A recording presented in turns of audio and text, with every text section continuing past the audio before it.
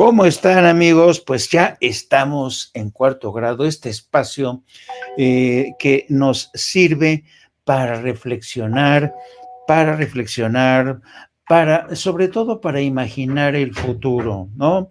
Yo creo que siempre viene bien hablar, reflexionar sobre cuáles son los grandes retos que enfrenta México como nación, las nuevas generaciones, el futuro de la izquierda, los grandes desafíos de la 4T, por ejemplo, la reforma electoral, que tenemos ahí en lisa con múltiples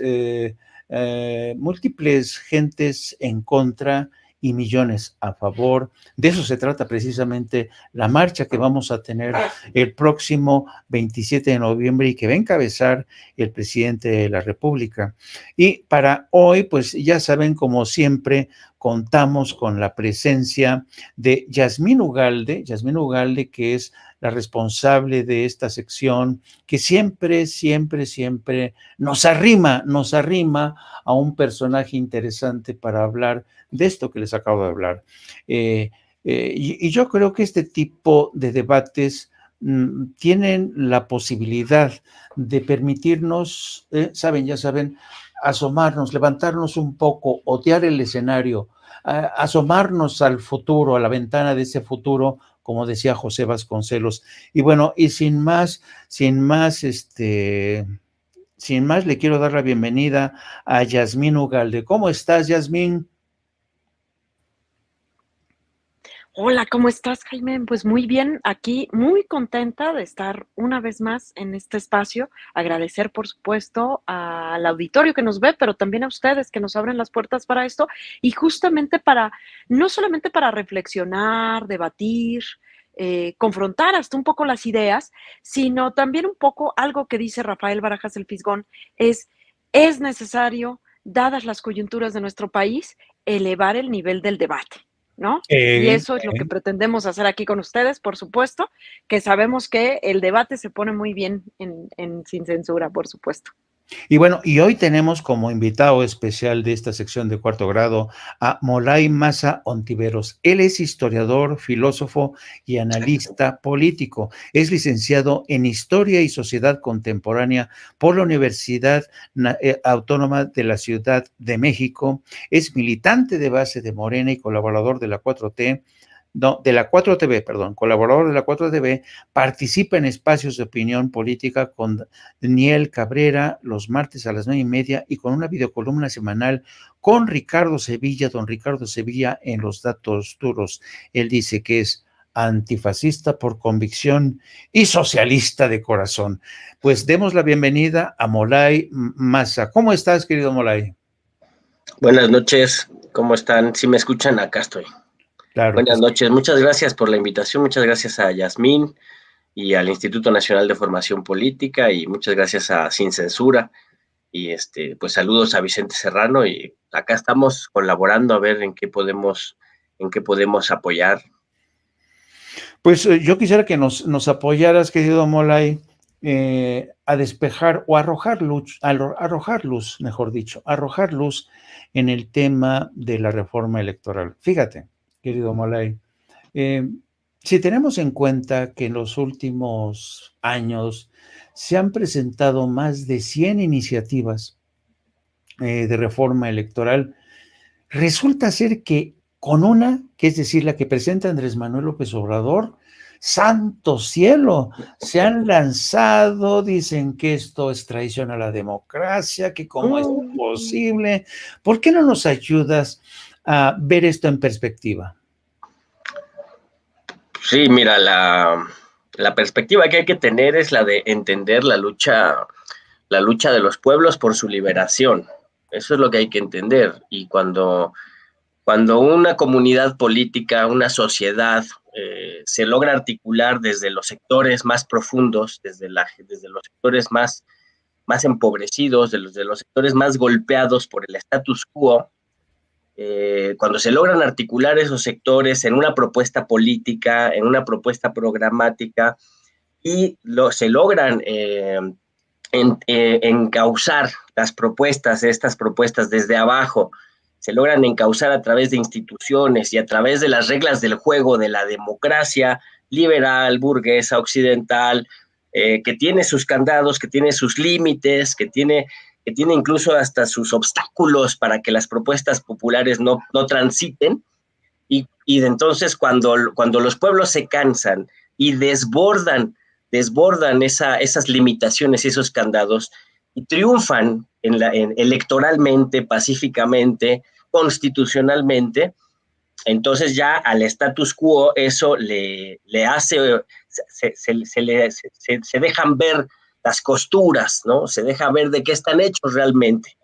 Y entonces los que siempre han puesto diques a la democracia, los que siempre han tratado de acotar la democracia en términos de limitar la participación de las mayorías, limitar la participación de los de abajo, limitar la participación de los empobrecidos, de las empobrecidas, de los vulnerables, de las vulneradas, ¿no? de los y las marginadas, quienes se han ocupado siempre de limitarlos, cuando se ven desbordados en los marcos de su propia legalidad, entonces empiezan a patear esa legalidad, empiezan a boicotear esa legalidad, y normalmente vienen pues los clásicos golpes de Estado, ¿no? Sí.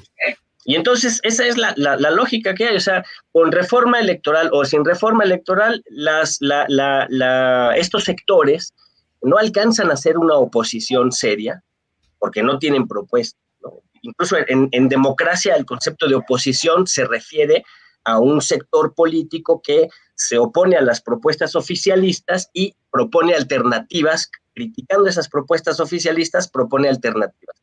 El PRI, el PAN, el PRD, Movimiento Ciudadano, sectores del empresariado nacional, sectores del charrismo sindical y los medios masivos de comunicación no han alcanzado a convertirse en una oposición seria y democrática. En lo que se han convertido es en una pandilla golpista que con reforma o sin reforma golpearían, patearían y intentarían de cualquier manera generar condiciones para incluso derrocar a un gobierno democráticamente electo, un gobierno constitucional, un gobierno con una legitimidad avasalladora que supera por mucho cualquiera de los rangos que cualquier gobierno de estos viejos partidos hubiera soñado, ¿no? Sí. Entonces, bueno, la reforma político-electoral es parte de un programa democratizador que busca abrir las avenidas democráticas para la mayor participación de las mayorías, para construir una verdadera república de derechos, no una república de derechas, una república de derechos, y eso le cae en la punta de la inconsciencia a los sectores más atrasados y a los sectores más reaccionarios y a los sectores más antidemocráticos de nuestra sociedad. Déjame seguir en tu línea de argumentación y con esta metáfora que has introducido, el tema de las costuras. Yo tengo la impresión que después de la elección de Andrés Manuel López Obrador en el 2018, nos empezamos a asomar muchos mexicanos a través de estas costuras ya rotas del Instituto Nacional Electoral, costuras rotas donde podías ver las motos Harley Davidson, las nóminas con salarios exorbitantes, con presupuestos o con fideicomisos que nadie sabía de dónde salían, privilegios por aquí, por allá, el pago a asesores, el pago de viajes, viáticos, privilegios, etcétera. Entonces, muchos mexicanos nos damos cuenta que gracias a estas elecciones, que las costuras del INE están rotas por los intereses, por la codicia, por la disputa por el dinero, por los casos de corrupción, por ejemplo, el inclinar el fiel de la balanza a favor de unos candidatos y en contra de otros, inclinar el fiel de la balanza para decir, ustedes tienen una multa de esto y todo esto. En fin, yo creo que la inmensa mayoría de los mexicanos nos dimos cuenta a través de estas costuras rotas del INE que era necesario, es urgente su reforma. ¿Crees que es así como se ha dado, querido amigo?